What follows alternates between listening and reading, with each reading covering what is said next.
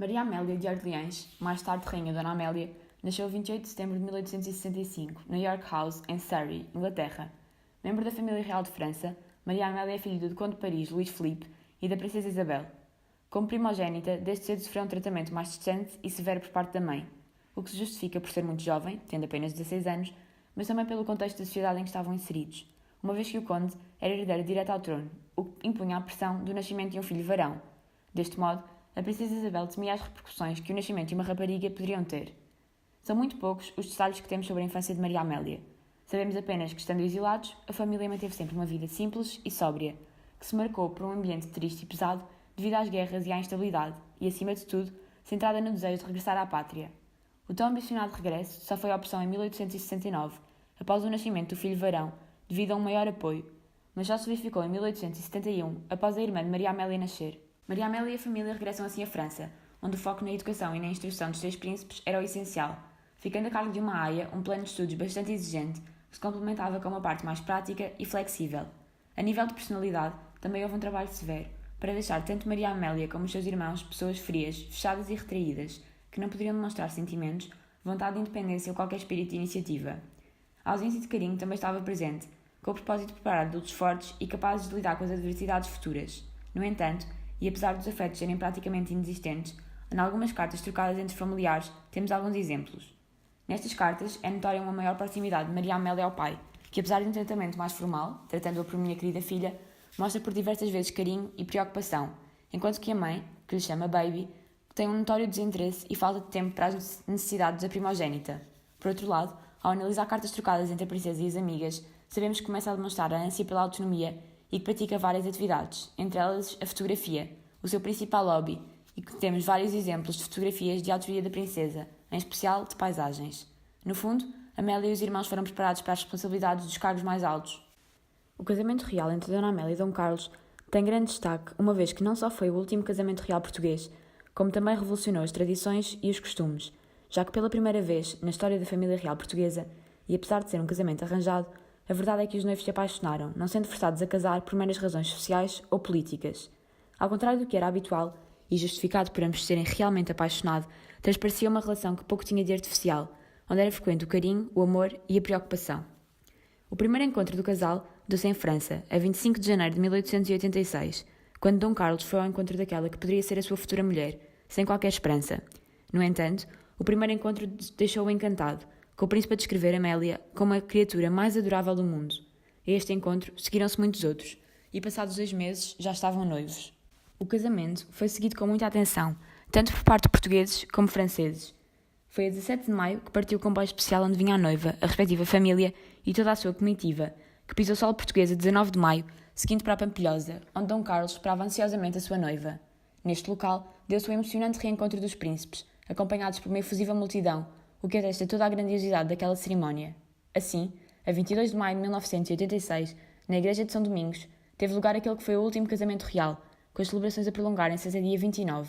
Ao longo deste período, a princesa instalou-se e foi capaz de encantar com bastante sucesso todos os portugueses. Como rainha, Dona Amélia tinha como função fundamental a maternidade, para assegurar a sucessão ao trono, e assim fez tendo 3 filhos, Luís Filipe, o primogénito, Maria Ana, que morre prematura, e Dom Manuel II, último rei de Portugal. Para contentamento de todos, Dona Amélia engravida um mês após o casamento com Dom Carlos e, após partilhar a boa notícia com os familiares mais próximos, recebe vários conselhos para que tudo corra como esperado. Desde este momento, é visível o forte apoio que o casal tem por parte dos pais, que serviram de suporte desde os momentos mais difíceis aos mais banais. Assim, a 21 de março de 1887, Luís Filipe nasce. Apesar da felicidade perante o nascimento do filho varão, a verdade é que a vida do príncipe foi curta e marcada pela tragédia, como mais à frente será explicado. Mais uma vez, há uma evolução na forma como os pais se relacionam com os filhos. Dona Amélia e Dom Carlos colocam o príncipe no centro de todas as atenções e cuidados, vivendo rodeado de amor e protegido de qualquer risco, muitas vezes com cuidados em excesso. É neste contexto quase que de devoção ao filho que a princesa volta a engravidar, mas desta feita a sorte e os cuidados não foram os mesmos, o que leva à esperança de reforçar a sucessão por água abaixo, já que a 14 de dezembro nasce uma menina, Maria Ana, que sendo prematura morre poucas horas depois. As principais razões devem-se às imprudências cometidas pela jovem por estar desde o seu casamento dedicada em exclusiva à maternidade. De modo a enaltecer Dona Amélia e para travar a depressão por que passou, é transmitido o mito de que a bebê morreu devido às fortes emoções que a mãe sentiu ao salvar o irmão bebê das chamas, transformando a princesa quase numa heroína romântica. No entanto, Dona Amélia se restabelece e volta a engravidar do último filho, Dom Manuel, que nasce a 15 de novembro. Fica assim realizada como mulher e rainha ao garantir a sucessão.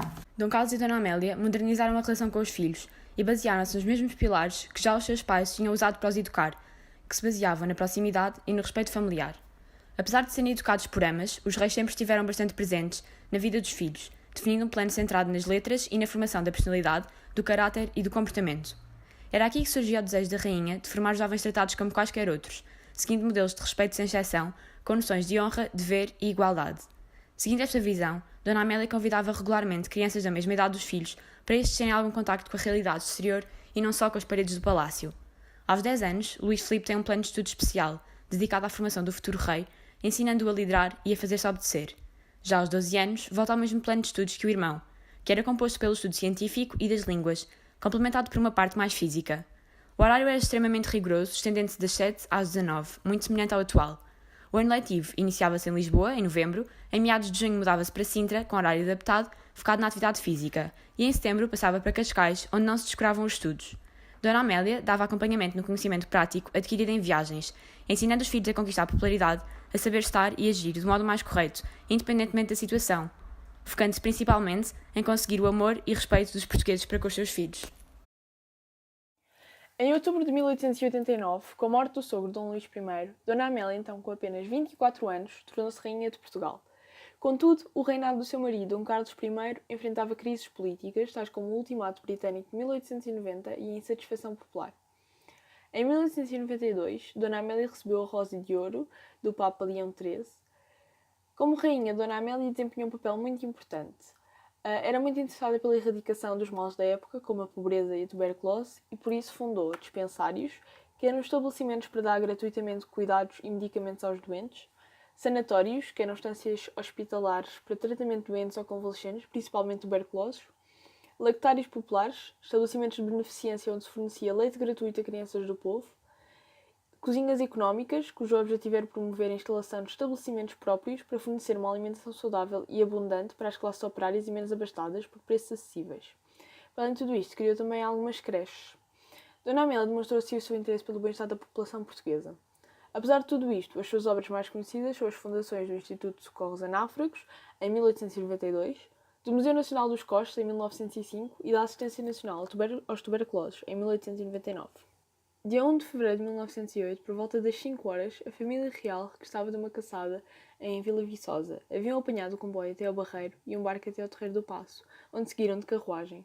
Quando a carruagem circulava junto ao lado ocidental da praça, um homem dispara uma arma, uma carabina Winchester, e outro salta do meio da multidão para a carruagem e dá um tiro em Dom Carlos. O outro dispara e fere Dom Luís Filipe, herdeiro ao trono. Dona Amélia, desesperada, utiliza a única arma que possuía para ferir o segundo atirador, um ramo de flores. Assim, a 1 de fevereiro de 1908, Dona Amélia assiste ao assassinato do seu marido e do seu filho primogênito. Os atiradores foram logo identificados: Manuel Buissa, professor do ensino livre, e Alfredo da Costa, empregado de comércio.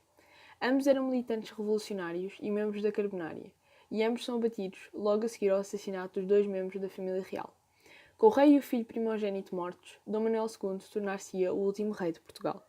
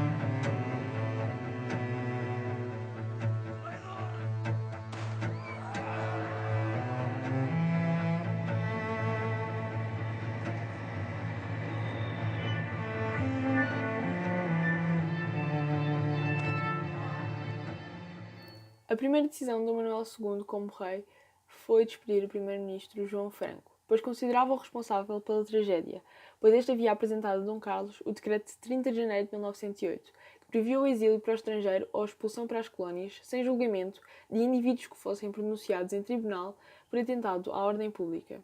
Com isso, este é considerado o principal causador do regicídio. Quando a seguir ao sinal, o rei declarou: "Assino a minha sentença de morte, mas os senhores assim o quiseram." É de notar, no entanto, que o decreto assinado a 30 de janeiro só foi publicado a 1 de fevereiro, e os preparativos para o atentado datam com certeza de antes dessa data.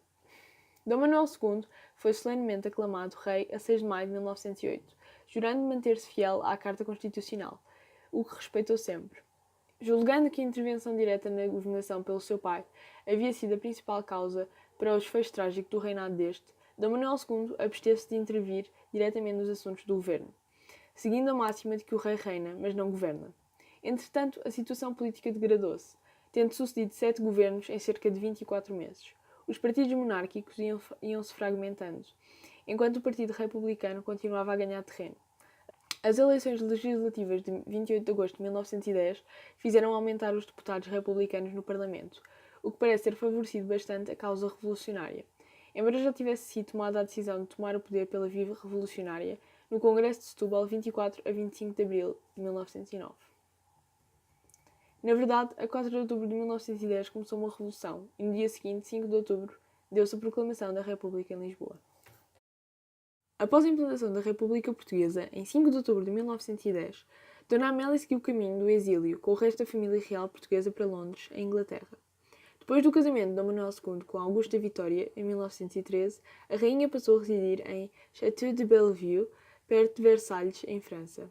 Em 1932, Dom Manuel II morreu inesperadamente em Twickenham, no mesmo subúrbio londrino onde a sua mãe tinha nascido. Durante a Segunda Guerra Mundial, o governo de Salazar ofereceu-lhe asilo político em Portugal, mas Dona Amélia permaneceu em França com a imunidade diplomática portuguesa.